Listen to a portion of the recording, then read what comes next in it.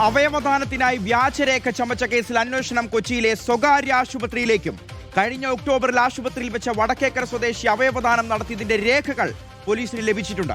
അവയവദാതാവിനെ പ്രതി ചേർത്ത പോലീസ് സ്വകാര്യ ആശുപത്രിക്ക് അവയവ കച്ചവട റാക്കറ്റുമായുള്ള ബന്ധത്തിൽ അന്വേഷണം ഊർജിതമാക്കിയിട്ടുണ്ട്. ജഡ്ജിമാരുടെ പേരിലും വ്യാജരേഖകൾ ചമച്ചുവെന്നും കണ്ടെത്തിയിട്ടുണ്ട്. അതിനിടെ ഒളിവിലുള്ള നജീബിനായി പോലീസ് ലുക്കൌട്ട് സർക്കുലർ പുറത്തിറക്കി.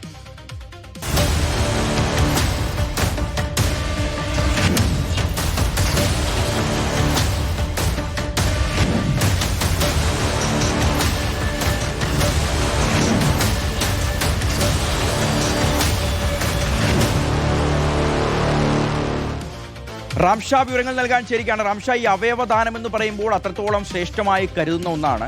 ഇപ്പോൾ ഗവൺമെന്റിന് തന്നെ ഇതിനുള്ള അംഗീകൃത മാർഗങ്ങളുണ്ട്. പക്ഷേ ഇതിന്റെ മറവിലാണ് ഇത്തരത്തിൽ വലിയ കൊള്ളലാഭം കൊയ്യുന്ന അവയവ കച്ചവടം നടക്കുന്നത്. ഈ നജീബും ഇവരുമായി ബന്ധപ്പെട്ട കേന്ദ്രങ്ങളിലേക്കുള്ള അന്വേഷണത്തിൽ പോലീസ് കണ്ട തെളിവുകളൊക്കെ ഞെട്ടിക്കുന്നതാണ്. അതിലിപ്പോൾ രാഷ്ട്രീയ നേതാക്കളുടെ പേരുകളുണ്ട്, ജഡ്ജിമാരുടെ പേരുകളുണ്ട്, പോലീസ് ഉദ്യോഗസ്ഥരുടെ പേരുകളുണ്ട്. അത്തരത്തിൽ ഒരുപാട് സെലിബ്രിറ്റീസ് ആയിട്ടുള്ള ആളുകളുടെ ഒക്കെ പേരുകൾ ഇവിടെ നടത്തിയിട്ടുള്ള അന്വേഷണത്തിൽ കണ്ടെത്തിയിട്ടുണ്ടെന്നുള്ളതാണ്. ഇപ്പോൾ ഇതാ പ്രധാനപ്പെട്ട ചില ആശുപത്രികൾ, സ്വകാര്യ ആശുപത്രികൾ, ഡോക്ടർമാരൊക്കെ ഇവർക്ക് ഒത്താശ ചെയ്തിട്ടുണ്ടെങ്കിൽ അന്വേഷണം കൂടുതൽ ഗൗരവമാക്കേണ്ടതല്ലേ? ഈ നജീബിനായുള്ള അന്വേഷണം ഇപ്പോൾ എവിടെ വരെ എത്തി റാംഷി?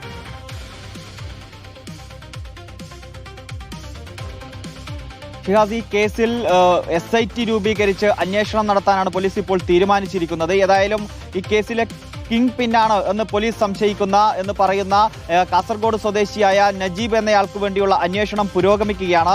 എന്തായാലും ഇയാൾ വഴി എത്ര പേർ ഇതുമായി ബന്ധപ്പെട്ടിട്ടുണ്ട് എന്ന കാര്യത്തിൽ പോലീസ് വിശദമായ പരിശോധനകൾ നടത്തുന്നുണ്ട്. ഏതായാലും അവയവദാന റാക്കറ്റിന്റെ ഭാഗമായി പ്രവർത്തിച്ച ആളുകളെ കണ്ടെത്താനുള്ള അന്വേഷണമാണ് ഇപ്പോൾ നടക്കുന്നത്.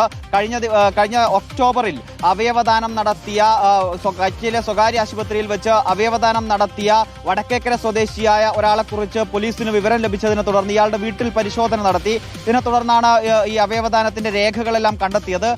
അതിനെ തുടർന്ന് ഇയാളെ കൂടി ഈ കേസിൽ പ്രതി ചേർക്കുന്ന നിലയിലേക്ക് കാര്യങ്ങൾ ഇപ്പോൾ മാറിയിട്ടുണ്ട്. ഏതായാലും കഴിഞ്ഞ ദിവസം കിഴക്കമ്പലത്തെ പള്ളിക്കരയിലെ ഒരു സ്വകാര്യ സ്ഥാപനത്തിൽ നടത്തിയ പരിശോധനയിൽ വിവിധ രേഖകൾ പോലീസ് പിടിച്ചെടുത്തിട്ടുണ്ട്.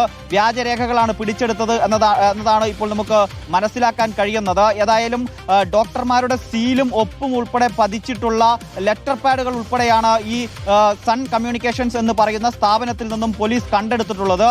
ഈ രേഖകൾ, അതായത് ഈ ലെറ്റർ പാഡുകൾ ഇവർക്ക് ലഭിച്ചത് എങ്ങനെയാണ് എന്നതിനെ സംബന്ധിച്ചുള്ള പരിശോധനകൾ പോലീസ് ഇപ്പോൾ നടത്തുകയാണ്. അത് ഡോക്ടർമാരുടെ കൂടി അനുവാദത്തോടു കൂടിയാണോ ഇവർ ഇതൊക്കെ ഉപയോഗിച്ചത്, അതോ വ്യാജമായി നിർമ്മിച്ചതാണോ എന്നതിനെ സംബന്ധിച്ചുള്ള പരിശോധനകളും അന്വേഷണങ്ങളുമാണ് ഇപ്പോൾ നടക്കുന്നത്.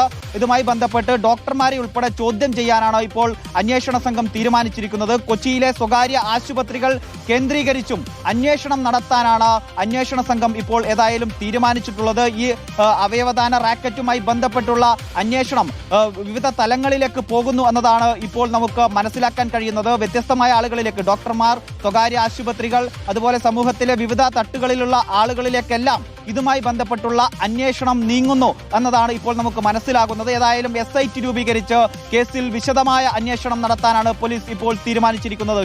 ശരി, റാംഷിയാണ് വിവരങ്ങൾ നൽകിയത്. എത്രയും വേഗം ഈ നജീബിനെ കണ്ടെത്തേണ്ടതുണ്ട്. പാവങ്ങളുടെ നിസ്സഹായാവസ്ഥ മുതലെടുത്തുകൊണ്ടാണ് ഇവർ ഈ അവയവക്കൊള്ളയും വലിയ കൊള്ളലാഭം കൊയ്യുന്നതും.